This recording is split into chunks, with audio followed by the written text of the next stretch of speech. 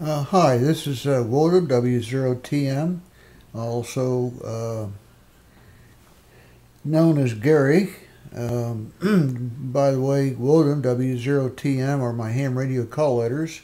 If you just go to www.w0tm.com, you'll see the ham radio station that I have in Colorado that unfortunately, because of health conditions, I'm not able to get to. Haven't been there for several years. I'd like to, but I can't. If you're looking for a nice retirement home or a home in overlooking all of Vail, Colorado, I have a home for sale. It's I won't spend much time on it, but do take a look at it if you are in the market for a retirement home or a second home or something like that. It's been voted as one of the 10 best ham radio locations in the world by one ham radio magazine. It's been featured on the covers of several ham radio magazines. It's been featured in calendars of ham radio magazines, and so it's an outstanding home. I designed it myself. It's mostly designed around ham radio. It's got 40,000 feet of wire buried in the walls with very little of it used, but there it is. That's where the W0TM comes from. Haven't done a video for a while, so I thought it was time to do one again. I'm going to try to do videos on different subjects. In the past, it's been on metals, precious metals, and it's been on politics. And I'm going to try to stay off of both for a while. I've always enjoyed debunking, particularly con artists, although this is not debunking a con artist. It's just stating the facts of a misunderstood subject. I have debunked a number of actual con artists that have made a living, or I guess you say made a living, stealing from people by hoaxing them. I actually put one, I'm sorry for the people who lost their jobs, but supposedly one company in Japan went out of business because of the write-ups that were done on Amazon after I posted my tutorial about foot pads that supposedly draw toxicity out of your feet, when in fact they don't. It's an effect that, well, you can read it if you want. You can go to Amazon and look it up, or if you can't find it, I can tell you where to find it. I also debunked a foot bath where you put your feet in a pan of hot water for 30 minutes along with two probes that are at a low voltage, 12 volts, at and after 30 minutes the water turns gunky green, orange, just awful looking. Supposedly that gunk is taken from your feet and you feel a lot better. Well, you put your feet in warm water for 30 minutes and close your eyes and listen to soothing music. I'll guarantee you're going to feel better. It has nothing to do with anything else. You'll just feel better by soaking your feet. I debunked that. The machine that you put a probe in this bath, little pan of water on the floor that they sell for anywhere from $250 to $1,500, and they basically do the same thing. I finally ended up buying one. I bought one of the cheap ones and took it apart and discovered what it was. I knew exactly what it was, but I wanted to make sure. Then I built one, and a total con. And it's written up in Amazon, and it also crashed the sales of that device as it did the foot pads that people would religiously put on their feet every night and think they were actually drawing toxicity out of their feet, out of their bodies, when in fact they weren't. So I've done those. I've done a number of other situations where I have debunked tale stories, this cures that, so on and so forth. Once in a while I find things that are true and valid, so forth, and I talk about those as well. But in cases of debunking, I particularly enjoy having it out with a con artist who almost always, when I do something like that, I get a letter in the mail from a lawyer threatening to sue me if I don't take down the website or the video or whatever I do. And I simply go back and say, okay, well, here's my proof. If you'll send me your proof, I'll be happy to look at it. With your proof, please include scientifically or proof that has been peer-reviewed by academic PhDs type people, not somebody in his garage. And I never heard back from them, never do, never once. And, life goes on. So you see in the background there, I have a globe. I have an early picture of my granddaughter. I'm right now wearing a pair of glasses. The reason for that is this is a technical dissertation. I don't wear glasses, but this is my way of indicating this is a technical dissertation. I'll try to keep it down to 10 minutes or so or less. It's I'm going to try to do a series on myths of this is titled The Myth of Rare Earth Metals, which is abbreviated REM.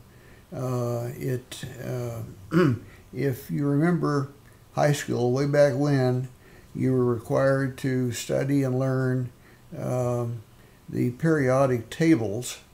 If you don't remember the periodic tables, well, that was a long time ago. You can look it up on the internet, see what they are. There's every element in the world that's been discovered has a number assigned to it that has to do with the weight of the element, the type, so on and so forth. Silver, gold, lead, aluminum, all of the basic materials that are found in the world, not elements that are mixtures, like where you take plastic and this and that, mix them all together, turn them into something else. This is basic materials. Gold is a basic material. Silver is a basic material. Lead is, aluminum, or just various things like that. There's, I don't even remember the number. I think 104 elements, something like that. Of those, there's what is it? Number. Shows you how much I remember. It's been a long time since I've been in high school. I think 57 through 72. I think it's about 15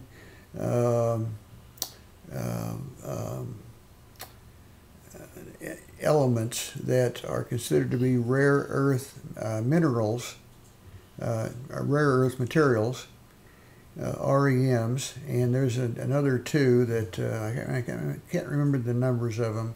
Number 20 and number something else that is also considered a REM. You can Google it, look it up. All of these, they call them rare earth metals. Well, I'm here right now tonight to debunk that. They are not rare. In fact, almost all of those rare earth metals, there are more of those rare earth metals in the earth than most, many very common metals, such as lead, copper, so forth. You find some of these in the number 57 through 72 on the periodic table. of names you've never heard of. Eutrinium, lots of names. I first encountered them when I was working for the Atomic Energy Commission years ago, working on very stable oscillators that were used for timekeeping. That at the time, the best way to do it was to use a certain type of material, which I can't even, not sure if I'm even pronouncing it right. It's YTRI something or other, Eutrinium, shortened for Yig filter, and YIG. It's used in electronics. They tend to be very expensive. They tend to be used in clocks that are in satellites that orbit the Earth, that have to have time standards to the billionth of a second to do the various things that, for instance, GPS does, and so on and so forth. So they're not rare. What they are is that they're mixed up in a lot of dirt. You can pick up almost any dirt anywhere in the world, and you will find some REM, I'll just say it's REM. You'll find some REM in almost any dirt in the world. It varies. There are pockets. There are two primary areas. One of them is an area in China, in Inner Mongolia, not Outer Mongolia. Outer Mongolia is a separate country. It's north of China.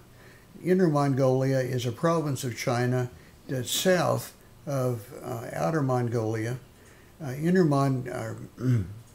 Mongolia in China itself has quite a bit of REM, but it's concentrated, so it's easier to get to it.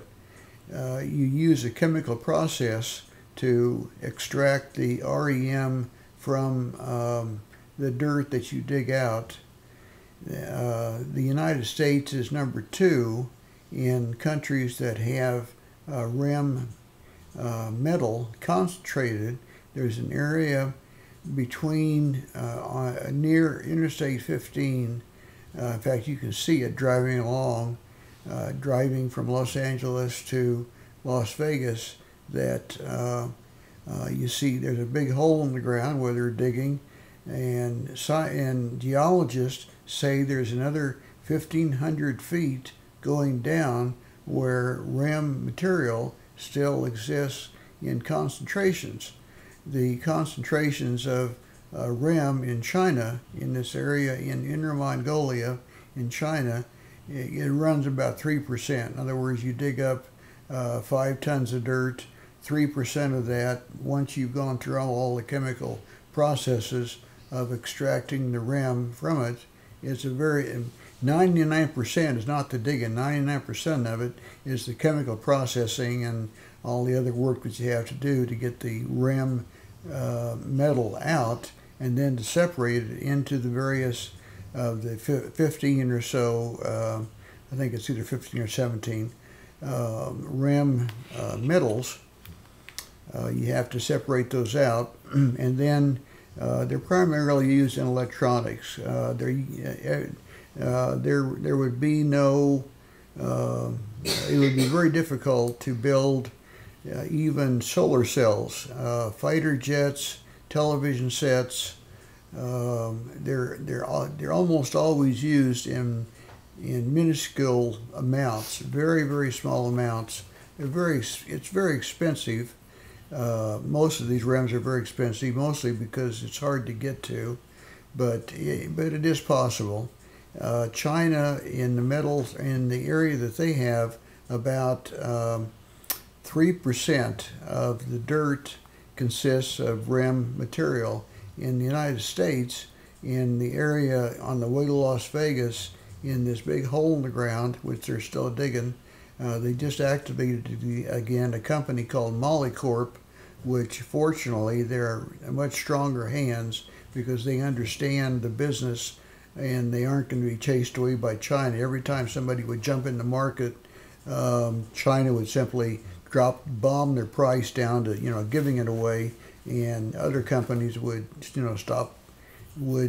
exit the business, and it's not a good way to run a business. So people would shut the mine down, and then China would up the price. And lately, China, in my opinion, has shot themselves in the foot, which is very common with as far as I'm concerned, a centrally planned communist government that works differently than a capitalist society or economy. They just do things differently. Among other things, they will make decisions at 4,000 miles away that don't make any sense at all, but some bureaucrat will make it and then regret it or somebody else regrets it 5 years later. That's what they've done in China. They stopped exporting REM material for a while, then they put it on allocation. They sell it cheaper in China than they do anywhere else in the world, which is also illegal. And it's at the world court. There's a case going on right now suing China for selling REM material cheaper in China than anywhere else in the world. At the same time, there are other areas in the world of countries discovering, hey, there's money in this REM stuff. Let's start looking for it. It's not that hard to find. It's quite frankly, the biggest impediment has been environmentalists. Some environmentalists, many of them, are environmentalists for real reasons. They're trying to protect the earth, so on and so forth. Some of them that I've had conversations with, and I've been in sales all my life before I retired, so I know how to get answers that people really don't want to give. One of them is, what is your true objective? Well, many environmentalists' are true objective is to do away with capitalism and all of the evils that they feel capitalism has. They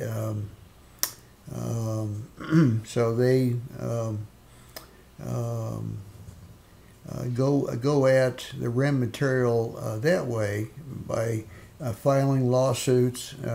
The mine in California, it's just a big hole in the ground. It has been shut down numerous times by environmentalists. It's now open again. In China, if they continue their ban on shipping very much REM out of the country, it's going to cause more and more countries, Chile and Canada are two of them, that have discovered a lot of REM material in their countries. Many countries have REM material. As I say, it is more common than lead. It's more common than copper. It's just harder to get to. It takes a lot of chemical processing to do it. Chile and Canada and others all believe they're going to get rich by extracting REM material. Many of them are going to make a lot of money doing it. At the same time, China is going to be sitting there with all this REM material they have in Inner Mongolia, and at some point in time, all these other countries are going to have REM material with science marching on, coming up with ways to extract the REM material much cheaper than they can do it right now. And because of that, China is going to be, well, you call it up the creek with a lot of REM and nowhere to sell it. United States will be selling it, other countries will be selling it, and China will have a lot of REM that they're finally going to have to sell at cheap prices in comparison to what they've asked in the past.